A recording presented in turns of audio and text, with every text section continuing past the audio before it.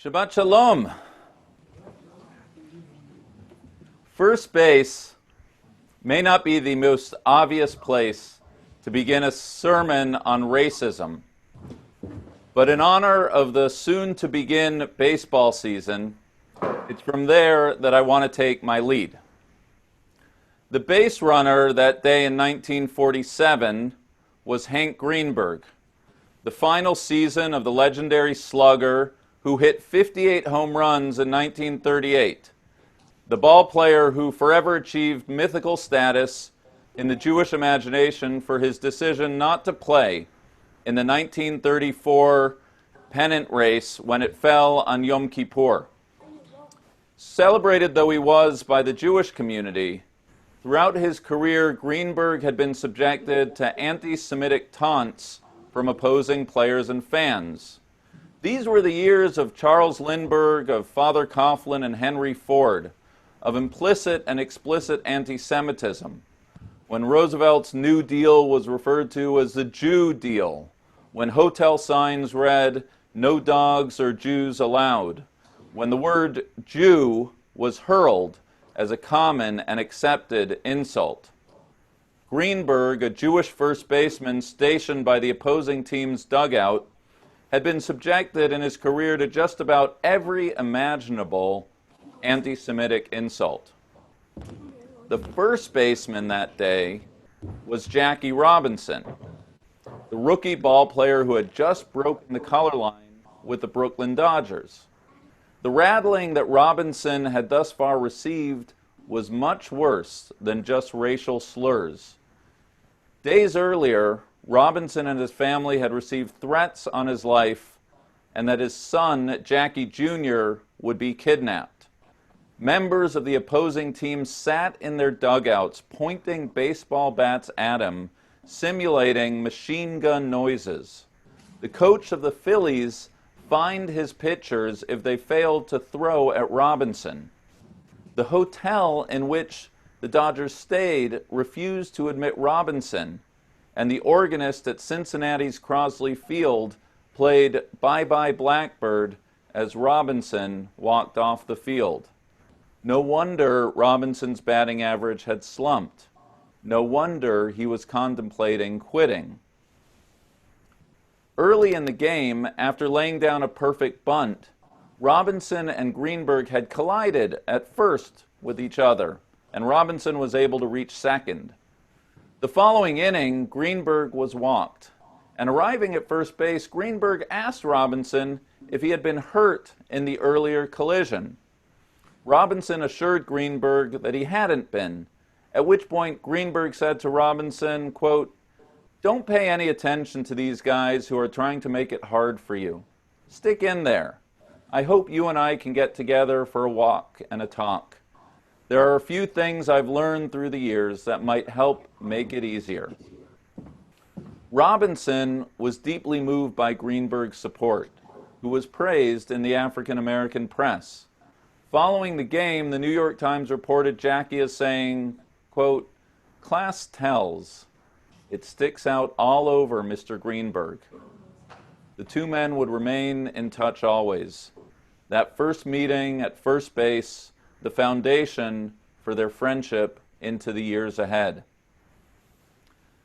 This morning, it's the image of Greenberg and Robinson standing at first, by which I want to frame some preliminary reflections about race.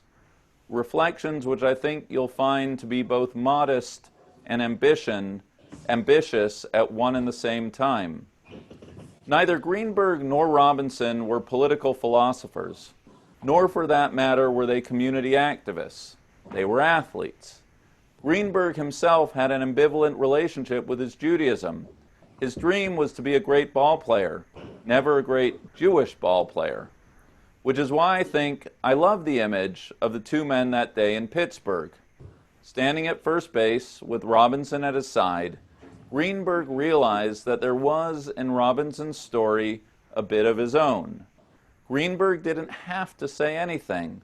It was the final year of his career, and because of the reserve clause, he had been ingloriously traded to the Pirates. He would have been well within his rights to give Robinson a nod and carry on with his business. But that's not what he did. He saw Robinson and acknowledged that he, perhaps better than anyone, understood the uphill battle Robinson faced. And given the choice of doing nothing and doing something, he chose the latter, becoming what we in our present parlance would call an ally. In the years ahead, Greenberg would leverage his power and public stature more forcefully. As general manager of Cleveland, Greenberg would be publicly criticized for fielding too many African Americans, more than any other team. As GM, Greenberg refused his team to stay at any hotel that denied admittance to all of his players, remembering when he, as a ball player, had been denied stay at hotels because he was Jewish. Greenberg knew the structural racism that Robinson faced, and in his spheres of influence, to the degree that he could, took steps to dismantle it. But Greenberg's activism didn't begin when he was a GM. It began when he realized that his own words, his own actions, his own behavior mattered. His ability to be attuned to his own inner compass, to sense the common humanity of another, no matter the color of their skin. That began that 1947 day at first base. To think of man in terms of white, black, or yellow, wrote Abraham Joshua Heschel, is more than an error. It's an eye disease, a cancer of the soul. Heschel spoke those words in a 1963 conference on race and religion, a time that, like our own, sought redress against the systemic injustices experienced by the African American community. In calling out racism as an eye disease, Heschel signaled that, important as the agenda of the day may be, the first step was to address the root cause of racism, the prejudice, the biases, the chauvinisms that lie within the heart and soul of every human being. Similar to what King would argue later that year from his Birmingham jail cell, the object of Heschel's prophetic call was not so much the overt racist, but rather the well-intended white person whose unexamined prejudices serve to perpetuate the structural impediments to creating a just society. Yes, there were public battles to be fought against segregation, sit-ins and freedom rides, marches and protests, but the segregation on Heschel's mind that day was that between humanity and God.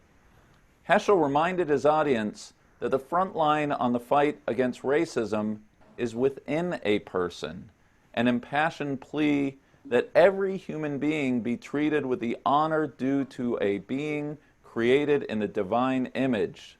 Yes, the laws on the books had to be changed, but that was a process contingent on every person examining their received biases and addressing their internalized prejudices. Then and only then could the systemic and enduring societal changes take place. Akin to the manner by which Brown v. Board of Education, the landmark 1954 case that overturned separate but equal, was informed by doll tests that revealed the pernicious effects of segregation on young children, Heschel knew that the root cause of the societal ills of his era were to be found within every individual listening. Some may have been more guilty than others, but everyone was a contributory. Everyone was responsible. And what Heschel understood then is as true today as it ever was. We could, if we so chose, talk about Black Lives Matter, police reform, the politics surrounding monuments, intersectionality, and educational access. We could talk about all sorts of uncomfortable things, leaving some people to think we're saying too much and others that we're saying too little.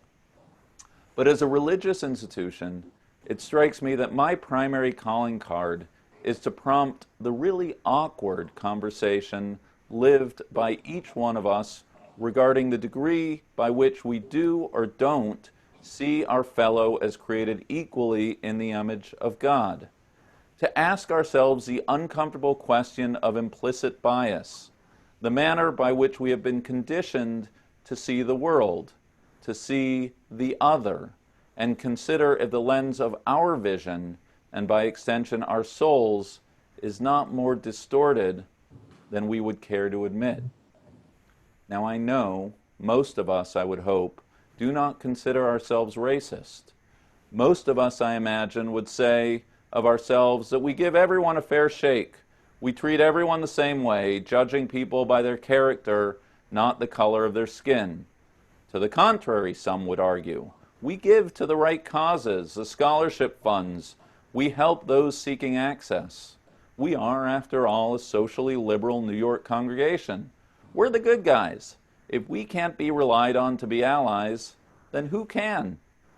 But then I catch myself as I walk into a store and I realize that I've already made a million assumptions about who does what based on how people look. And I know, uncomfortable as it is for me to admit, that the very act of walking down the street or through the park is an act laden with distinctions between me and the other. And that, regrettable as the latest act of aggression or profiling may be, none of it is really that surprising. I know the sense of security I feel when a police car pulls up next to me, and I know that my experience is not experienced by all people of color.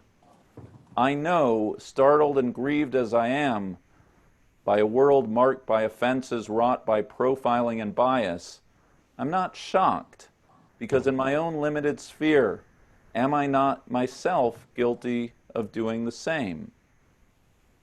And I know that when I turn the lens onto the Jewish community, onto my own community, here too I come up wanting. I'm given pause when I think of the Jewish mother of color who shared with me her frustration, how she was presumed to be a nanny by other parents at drop-off. I'm given pause by the experience of a child of color at her Jewish summer camp who was teased by the other kids for not being Jewish.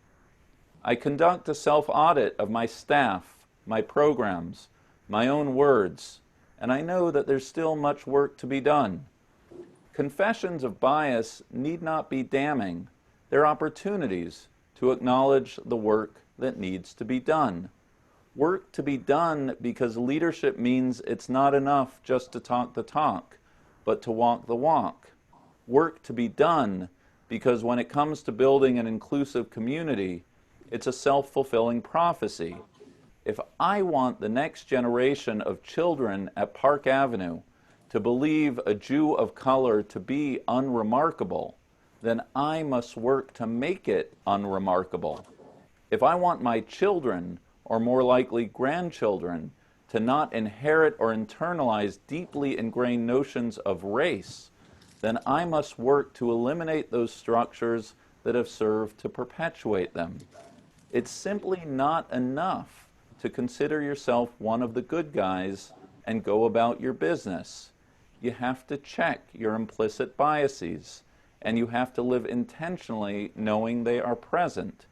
The inequity about which our Torah reading speaks is not race, but gender, how the disenfranchised daughters of Shlofchad successfully transformed the biblical laws of inheritance. The medieval commentator Rashi attributes their success to the fact that they saw with their eyes what Moses' eyes did not. The first step is to open our eyes. Only then can structural change be effectuated.